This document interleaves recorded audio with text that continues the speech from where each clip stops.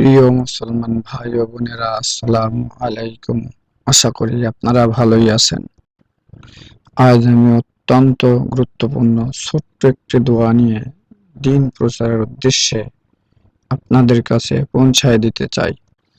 আমরা প্রতিদিন কথাবার্তা ও কাজকর্মের মাঝখানে শত শত সগীরা ও কবিরা গুনাহ করে ফেলছি, যার ফলে জাহান্নাম আমাদের জন্য অবধারিত হয়ে গেছে।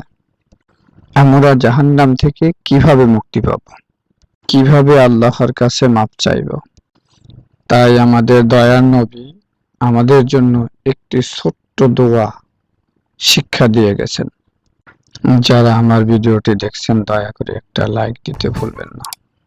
যে ব্যক্তি প্রত্যেক ফজর ও মাগরিবের নামাজের পর এই দোয়াটি 7 বার পাঠ করবে, তার দিন ও রাতের সমস্ত গুনাহ খাতা আল্লাহ তাআলা মাফ করে দিবেন এবং আল্লাহ তাআলা জাহান্নাম থেকে মুক্তি দিয়ে দিবেন। এখন আমি দোয়াটি পাঠ করছি।